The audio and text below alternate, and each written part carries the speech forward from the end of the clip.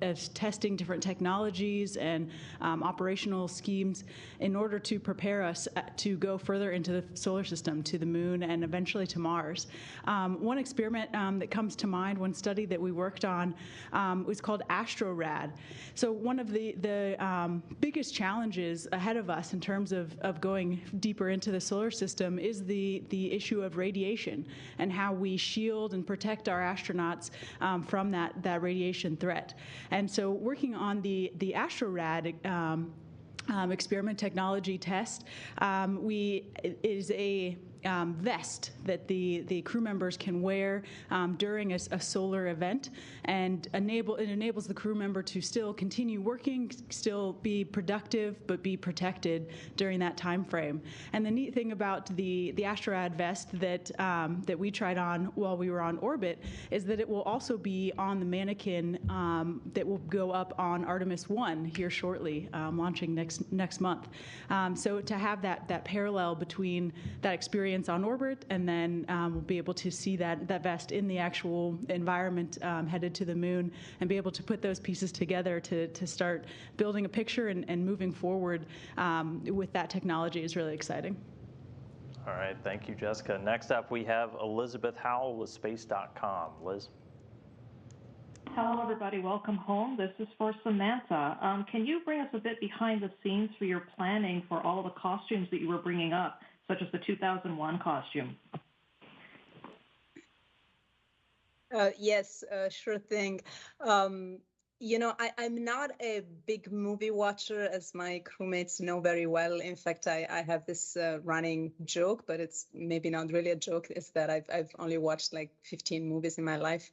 But 2001: A Space Odyssey is one that I have actually watched multiple times, and that I really enjoy and appreciate deeply as a work of art, and something that has really influenced our imagination, our visual imagination, when it comes to space. And you know, it's decades old now, and yet it doesn't feel old. It feels still very, very current and valuable. And so, you know, when we plan a mission to space, at least for me, it's always important to, you know, of course, the number one priority is to do your job correctly, to, you know, to train and perform correctly as a crew member. But I always think a little bit about, oh, what can I bring that bridges you know, that creates a bridge to the broader culture. And so I always had this idea of doing something to celebrate 2001: Space Odyssey. And also I was genuinely curious about whether Velcro shoes would work or not. And so I had this thing in the back of my mind. I had it for a long time. And then it so happened that a few months before launch, I was in Los Angeles, where we did part of our training at the SpaceX facilities out there.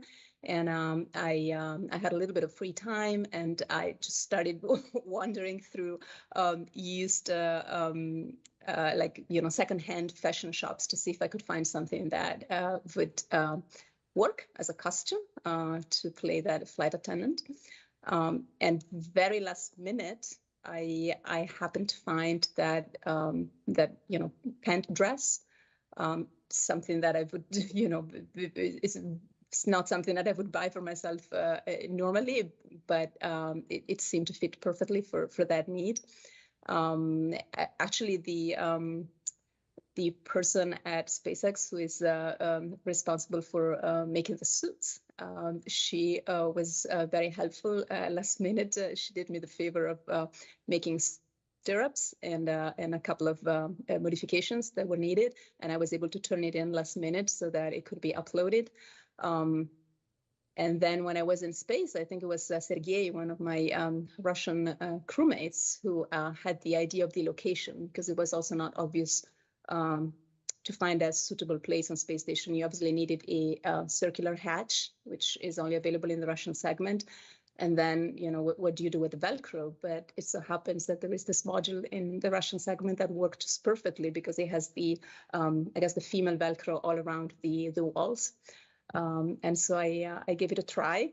It took a few attempts but eventually it worked out. And then, of course, our video editor and Isa did a stellar job of putting the video material together. And I was just thrilled. All right, our next question comes from Marvin Marshall with the Nighttime News Space Report. Marvin. Hi, my name is Marvin Marshall from the Nighttime News Space Report on twitch.tv. Welcome back to Earth, everyone. I hope you're all having a great day today. It's great to be able to talk to you guys again, but not moving at 27,500 kilometers an hour this time. Now, this question is from one of my viewers here named Dew. Now, for Kjell and anyone else who wants to chime in, what diodes on X-roots did you guys use, and what spectrum of light, if you guys know that? We saw some pictures of the roots, and they looked so healthy. Thank you again. Welcome home, everyone. Thank you so much. What an amazing opportunity to work on the veggie enclosure, to work on the X-roots project. I had the opportunity during my last mission to work on veggie, and we grew plants in a soil matrix, basically soil contained within little pillows.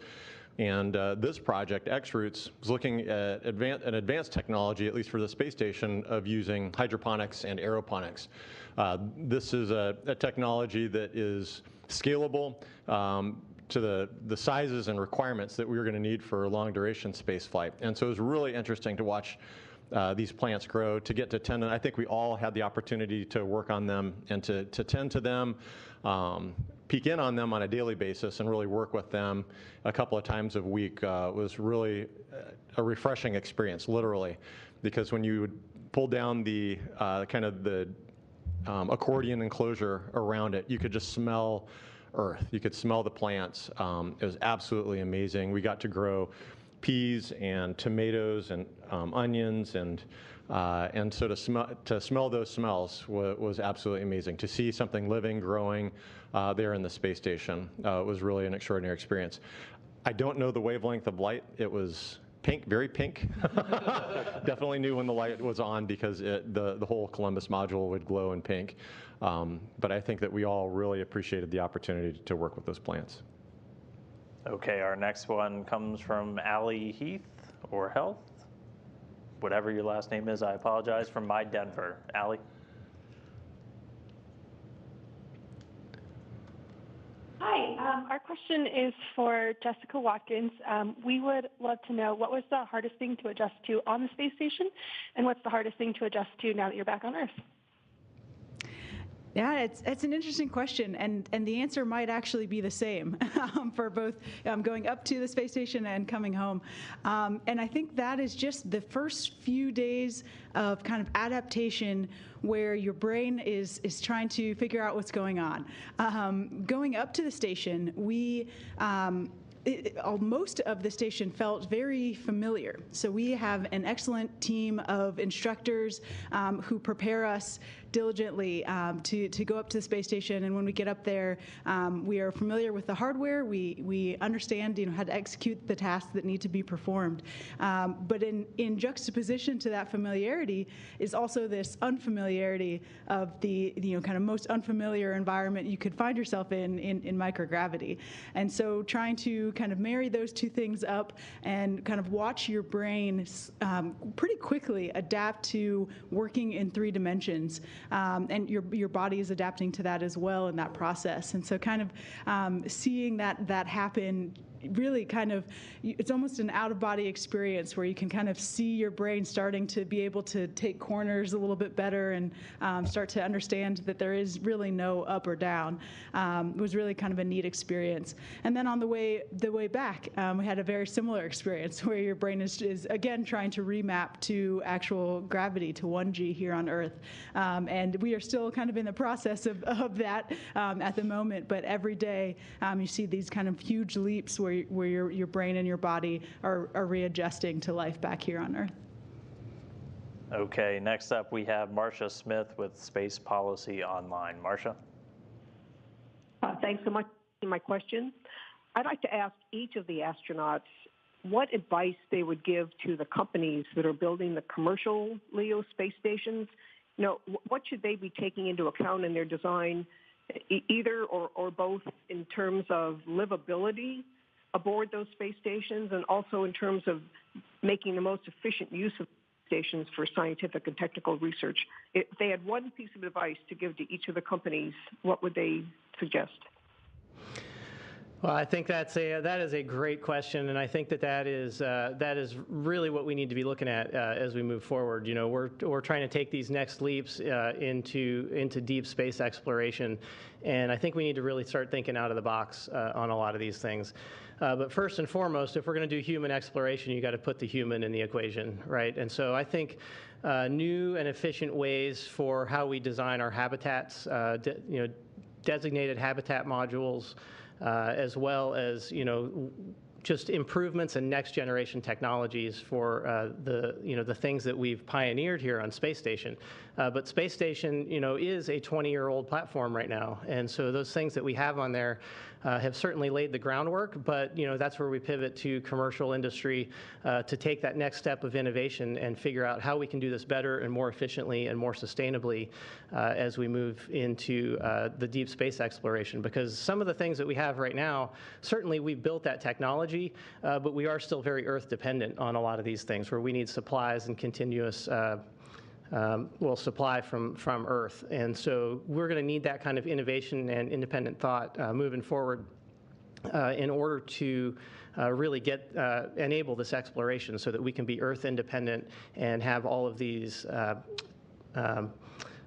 human life sustaining technologies on board.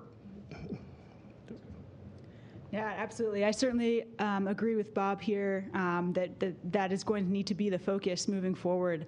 I think I would just add from a scientific perspective, certainly one of the places that we enjoyed the most on the ISS is the cupola, being able to look out the window, see the Earth below us, make scientific observations as well, both from the cupola and the wharf window as well. And so having more of those places, more windows, more opportunities for crew members to interact with the environment that they are in, whether that is a view of the Earth or a view of the Moon or even further onto Mars. That ability to make those scientific observations, I think, is really important moving forward. That's good. And I wanted to see, Sam, is there anything you wanted to add on what you would like to see in a future space station? I don't know that I have one specific thing, but I think that, and this will probably happen naturally, that there's going to be a transition from an environment that is, first and foremost, the technological environment, and the human, like the astronauts in our case, adapt to it. So I think that we fairly easily, I would say, but it's also our job, we find workarounds to do with what is available in terms of habitability. But if we are going to transition to commercial space stations and have space flyers who maybe don't fly to space as a profession, but maybe fly to space also for their enjoyment, then I think that there will probably have to be a little bit more of a meeting halfway, where it's not only the human that adapts to the environment and the technology, but also a little bit that the environment is built with the human being in mind, which is I think what Bob was saying at the beginning. Probably reaching out to the design community is I believe a great idea. I think designers are very much used to bridge that gap between the function and the use, but also the usability and the pleasure of using an object or a feature. So I'm pretty sure that will happen naturally. Thank you. Okay, next up we have Mark Carreau with Aviation News and Space. Mark. Thank you very much. Mine's for Dr. Lindgren. How would you sort of accept, a couple of days ago, the go was given to resume scheduled spacewalks, and so I'm just, not trying to connect so much to that, but noting that as being important to the maintenance of the space station. And so I'm sort of wondering what your assessment of its structural health at this point and its potential for science and technology development potential into the future. Yeah, thank you. It's a great question. Of course, the ability to spacewalk, to conduct spacewalks is integral to our ability to maintain the space station. You know, when you step back and look at it, it's amazing that this vehicle has been flying for over 20 years, that the very first elements were launched over 20 years ago. And when I think about a car here on the Earth that's 20 years old, I mean, they're typically in pretty bad shape. And the space station certainly visually is showing its age, but we have an amazing team of engineers here on the ground, both here at Johnson Space Center and centers all over the world, that are looking at the health of the vehicle, our ability to provide spares, our ability to do the maintenance, and to preserve its ability to serve as a platform for science and research. And so understanding the studies that have been done, and the analyses that have been conducted, you know, I think that the space station is in really good shape, and I know that we are all excited as a community to see it continue to serve as a platform for exploration and for preparation for our mission to the moon and ultimately to Mars. And so, you know, of course, there's an incredible amount of investment that has gone into the space station, not only by the U.S. taxpayer, but by communities and nations all over the world. And we want to continue to see a return on that investment and to utilize and leverage this platform as long as we can, but to do it in a safe way. And so I know that, again, that we have teams that continue to look at it and its viability into the future. And I think we're all very excited to see use into the late 20s up into 2030. Okay, we're going to jump over and take a couple of social media questions. Just a reminder, though, for folks on the phone bridge, if you do have another question, press *1 and we can get you back in the queue. This one I'm going to send over to Bob, and this is from Swami. What were the first sensations after returning to Earth and taking a breath of fresh air? Oh yeah, that is one of those things that is seared into my memory. So right after splashdown, I think we were all kind of surprised when we first splashed down that it wasn't really as dynamic or provocative as we thought in the capsule, you know, bobbing around in the ocean there. But once SpaceX retrieved the capsule and we got hoisted up onto the deck, and they you know, wheel us up and they crack the hatch. I just remember there's just a very light rush of air that came in, and the smell of that saltwater air. And we were so blessed to land on, I think, a 75-degree day in Florida with very low humidity. It was phenomenal. And so that first sensation was like, oh, it's so nice to be home, you know, because we've been smelling the same air for the last 6 months. So getting a breath of fresh air out there over the ocean was absolutely spectacular. And then, you know, they pull us out onto out of the capsule, and we, you know, kind of get our feet down on the deck as we transition over to the gurney, and that's where we noticed. That was the first time I noticed, anyway, that oh yeah, the ship's rocking. So certainly a little wobbly on our feet, and you know, the teams do a great job taking care of us there. But that first breath of fresh air was absolutely spectacular. On orbit, Kjell alluded to it earlier. You know, we get the smells of some of the excuse me, the plants out of the veggie compartment. But we also had some fresh fruit sent up, and I just remember having a physical reaction to the first orange that I smelled, and I did not anticipate it or realize how much I missed that. And so, you know, just all those nature smells and you know, all those senses were just absolutely phenomenal. So, kind of unleashing, you know, the Earth unleashing that on us when that hatch opened was absolutely amazing. That's awesome. Thanks, Bob. Okay, this one, I'm going to go Kjell and Samantha. How was this mission different from your other mission? Start with Kjell. Sure. You know, it was an extraordinary mission, and just like the last one, it was so much fun to see the space station again, to be reintroduced to that weightless environment. Some things were new, but a lot had stayed the same. And the space station, it's kind of a visual assault initially, because it is so busy, so complex. There's so much stuff in there. So you're taking that in. You're taking in the smell of space. You're taking in the weightlessness, so that the physical component, and so really a special experience to be reintroduced to the space station, and then to quickly acclimate to that environment. The biggest difference, and I think one of the greatest joys, is the crew. And so this is for me, it was a completely different crew than my last mission. And so getting to be up there with Farmer and Wadi and watch them acclimate to the environment for the very first time, to be up there with Samantha and with our Russian colleagues was a lot of fun. And so different crew from my last one, but that's what makes, I think, these missions so special is the people that you're up there with and the team that you're working with on the ground. Sam?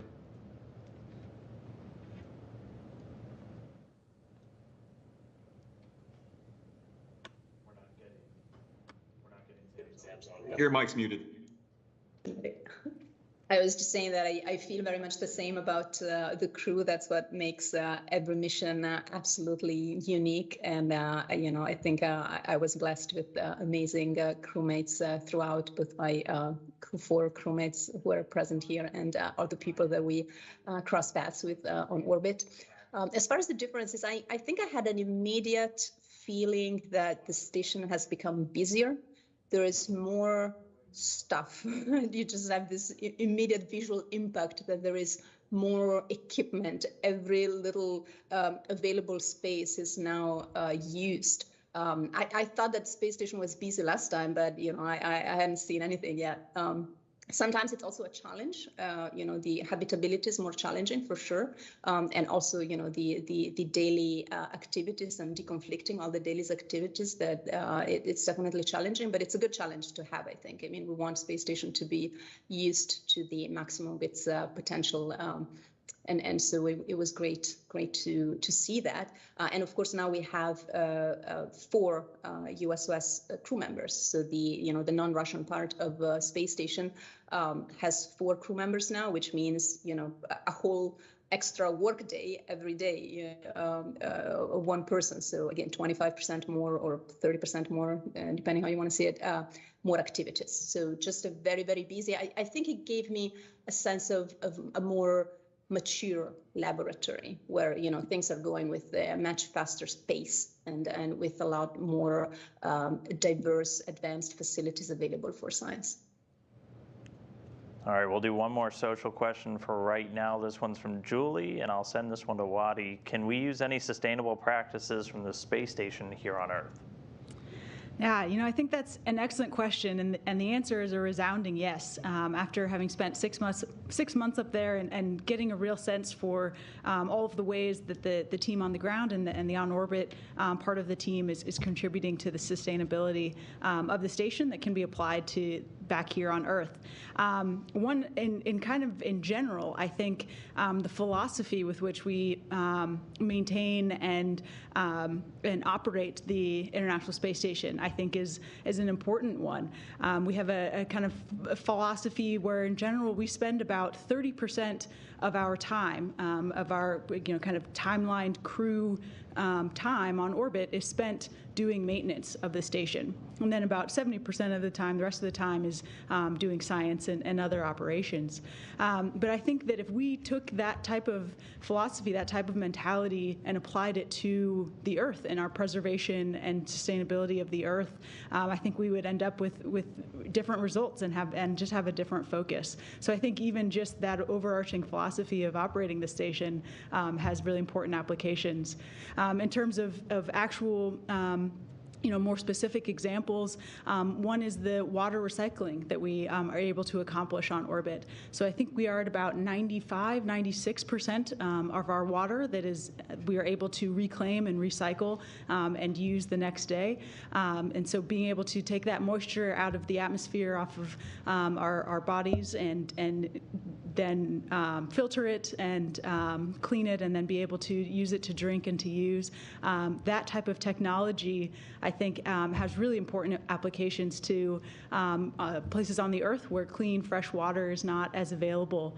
And equally, when we think about food security, Kjell mentioned X-roots a bit earlier, but that type of technology, that hydroponics, aeroponics, in places where fertile soil is not as abundant, being able to come up with pursue technologies that enable food security in those areas and help develop greenhouses that would enable that. Those types of technologies that we're developing on the ISS have really important applications to sustainability on Earth.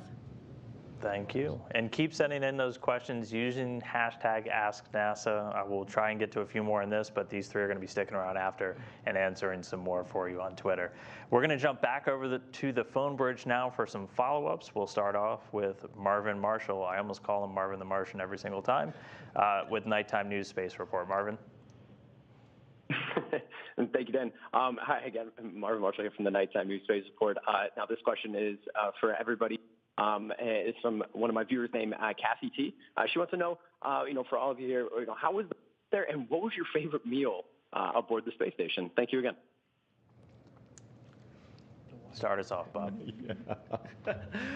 That's a good question. So one of the, the food is obviously a very important piece, not only just from general nutrition and that kind of thing, but also from a morale standpoint. And we're fortunate to have a very large variety of food and a menu that we can kind of customize a little bit. And we even have some allowances for some personal favorites that we're allowed to have sent up while we're up there. And so having that variety is really helpful. One of the little things that I really liked was just having some hard candy to suck on and have, just to kind of give some that fresh fruit kind of flavor or something like that. But the variety was really, really important. I think I was kind of a lasagna guy for the most part, so we had that opportunity, and thankfully we had Samantha along that brought a plethora of olive oil along, so we had all kinds of things to choose from there.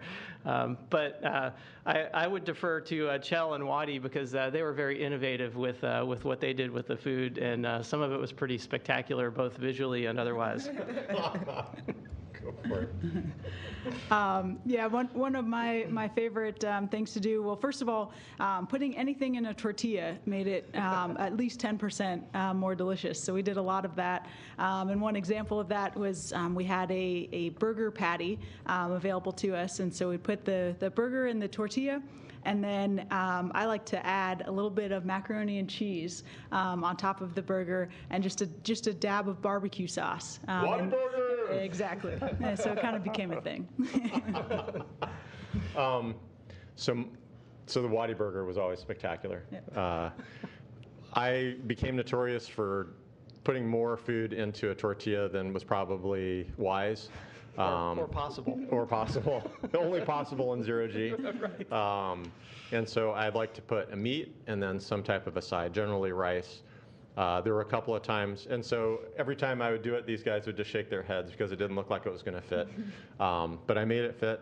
And then one night, Bob was witness to the triple-decker where I put an extra side in there. And he claims that I unhinged my jaw to be able to eat that, but we have video evidence. It all worked. My favorites, actually, maple muffin tops, which was one of the breakfast foods, and one of the few baked items that we have.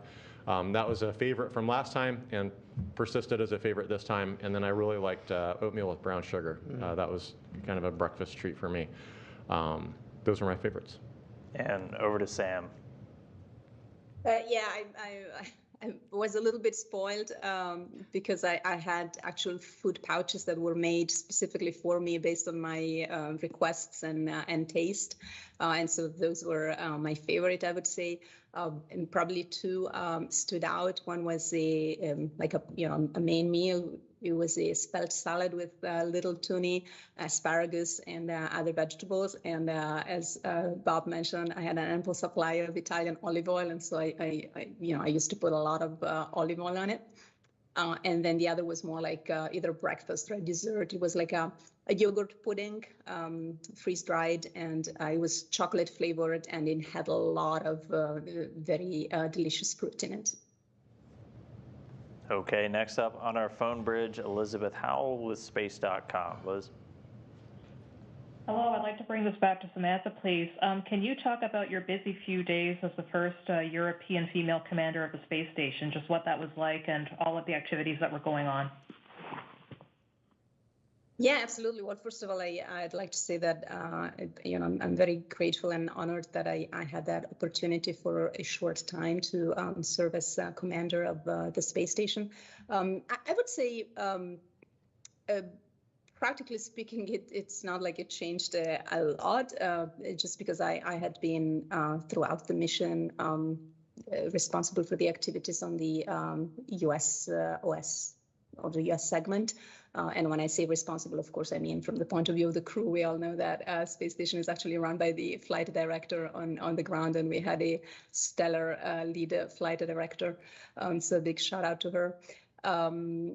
But of course, when you do become commander, you kind of have in mind that bad day when, something bad happens and there is an emergency on space station, and maybe there might be a situation in which you are called upon to, make decisions that affect the safety of the crew. And so that's what was mostly on my mind on this couple of weeks. Then, of course, fortunately, nothing like that happened. And I think there were mostly 2 weeks devoted to handing over to the incoming crew. We had our crewmate Frank Rubio, who had come up on Soyuz as part of the first crew swap with the commercial crew. And so we had an opportunity to have a pretty long handover with him of, 2 to maybe even 3 weeks. And then the last week we had our friends of Crew-5 come up, including the Russian cosmonaut Anna Kikina, so the very first cosmonaut to fly in a U.S. commercial vehicle. So that was exciting. And she's also a very good friend and a person that I greatly admire and like. And then, of course, Koichi, Nicole, and Josh. And with them, of course, we had a pretty short handover of about a week, which is a good time. I mean, it's not too short, it's not too long, but definitely short enough that you have to make sure you make a good use of the time you have with those guys to set them up for success. Okay, next up we have Allie Heath, My News Denver. Allie?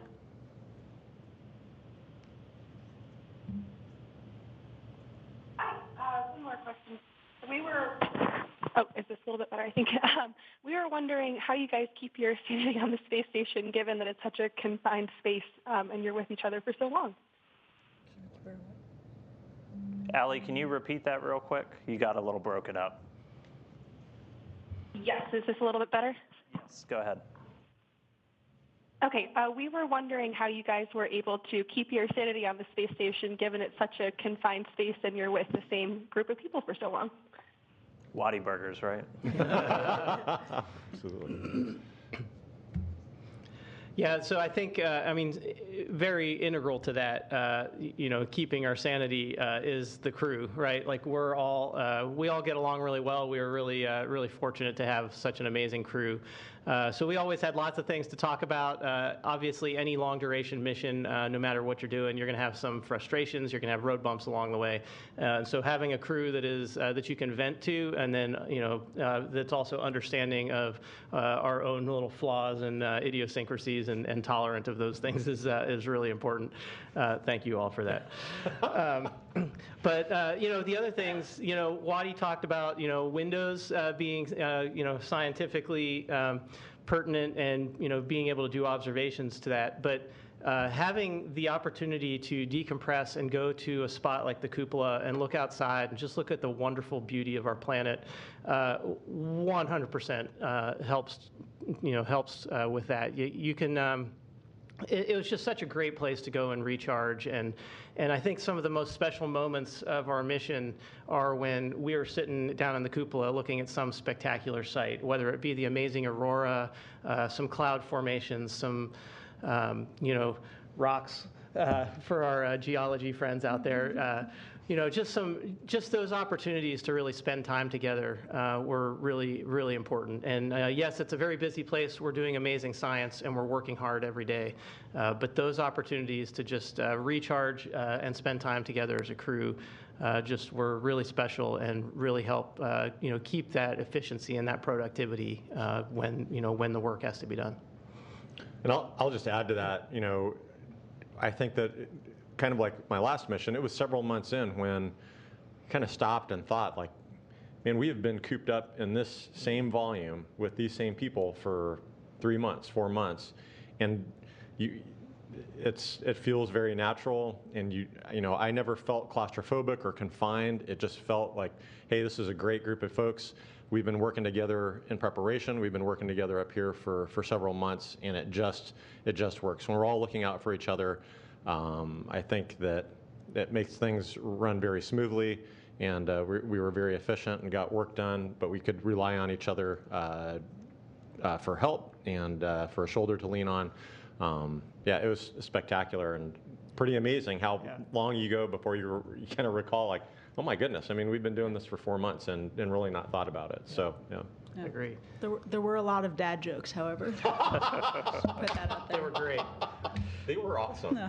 One thing I think that's integral to that, though, and this has applications elsewhere, right, is I think we become very deliberate about when we're doing something, thinking about how it affects others first. Right, and that is something that is super important, and that obviously has applications down here on Earth and how we all get along and that kind of thing. So I find that to be really important, is that when I'm doing something, I go, how does this affect Wattie's space? Am I getting into her space? Am I getting into her habits or anything like that? And is it going to affect her negatively? And if so, maybe I should talk to her about it first. So I think that's a really important aspect of it, and it's something that we train to, and it is a very deliberate piece of our training to look at those kinds of behaviors and those kind of considerations in order for us to be productive over a long duration mission. That's great. Yeah. I thought you were going to throw in a dad joke. It turned into a dad lesson. Thank you, Beth. Don't encourage him. There's a master class for dad jokes that Kjell and I are putting together. All right, next up we have Marcia Smith, Space Policy Online. Marcia? Thanks so much. My question is for Samantha. I was wondering if you could talk about your spacewalk. How different was it than what you expected? Were there things that were easier or harder to do? And as one of the few non-Russians who's trained in the Russian EVA suit, are there any pointers that you would give to the 2 U.S. companies that are designing new U.S. suits? Yes, an interesting question. So first of all, I feel very privileged that I have had the opportunity over the course of my career as an astronaut to train in both the NASA suit and the Russian suit. I trained in the NASA suit for my previous space flight, so 8-10 years ago. I did not have an opportunity to do so this time, but I had an opportunity to train again for the second time in the Russian suit, and then I was thrilled that this time I have an opportunity to actually put all that training to work and have that experience of going out of the door. I would say I would encourage anyone building or designing a new suit to really take a good look at both those suits, because it seems to me that both have pros and cons, and designing a suit that has the best of the EMU and the Orlan, it would be the perfect suit. And in terms of the experience, it was very challenging. I would say, especially physically, very demanding. It's a suit that works at a higher pressure on the higher end of pressure, which has a number of operational advantages, but also makes it harder to operate. And I'm obviously a pretty small person, a small female. I'm not on the upper end of physical strength for obvious reasons, and so that was definitely challenging. Mentally, though, I would say I felt quite at ease from the beginning, and it's something I didn't know. I didn't quite know what to expect. I've heard of people getting disoriented when they first go out the door.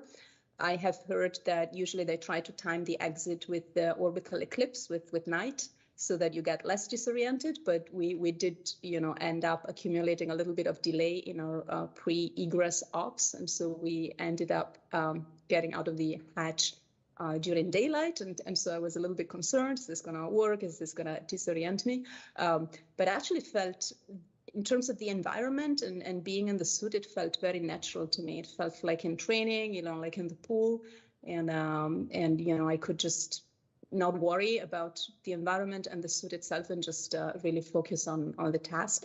I was very much task focused. It was my first and so far only EVA, and my focus was really on trying to not be a burden, but contribute to the spacewalk, and not to do any mistake, and obviously be safe.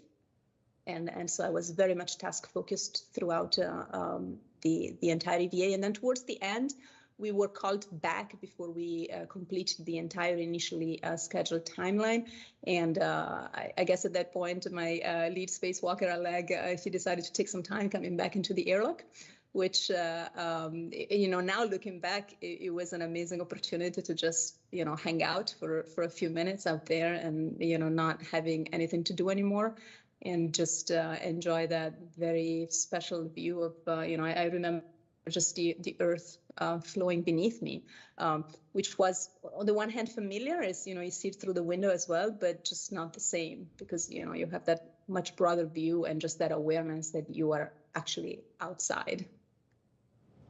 All right, looks like we've got time for 2 more. We'll go now to Gina Sunseri, ABC News. Gina. We've done several stories on whether you sleep better or worse in space. What were your experiences? Better sleep, worse sleep? That's so everybody looks at me on this one for some reason. No, so I actually had, it took me a while to adjust to sleep up there. I think we're just conditioned to certain things down here. One of them is laying down when you sleep, which obviously is not an option up there. We do have crew quarters. We have a sleeping bag that we sleep in, and you can kind of cinch yourself down in there. But it just took me maybe a month or so to adapt to that and really get used to not only the workday and the proximity of the workday to the time that you go to sleep, and not really having that wind down time took some adaptation for me. But once I got it figured out, it was glorious. One, you don't have the pressure points on you, that you might have when you're in the bed or anything like that. And then the other is the crew quarters are, pretty quiet. They're very dark, so it's like having blackout curtains all over the place. And you can definitely sleep pretty spectacularly, as some of my colleagues may know. But it is really nice. All that being said, getting back home, and when I finally got back to my house and got to lay down in my bed, that was just an absolutely spectacular moment. Because I did find on orbit that there were times where my body was craving the ability to actually lay down. And you can't do that, because if you get up close to a wall or something like that, that contact instantly makes you start drifting away from it. And it's almost tantalizing, because you're like, I just want to lay down. And as you touch it, you start drifting away from it, and it's almost frustrating. But yeah, I definitely got my fair share of solid sleep up there. So that was amazing. All right, and then our last question for the day, David Curley with Discovery Channel. David. Thank you, Dan. You guys talked about it a little bit today, and your pre-departure plants. You did a number of experiments with plants. What's your sense? Do you think it's going to work at scale, growing plants in space? Do you see them as food, environmental control items? And what did it do to psyche? A bit about that. Could you expand on that? Anybody that wants to. Thank you.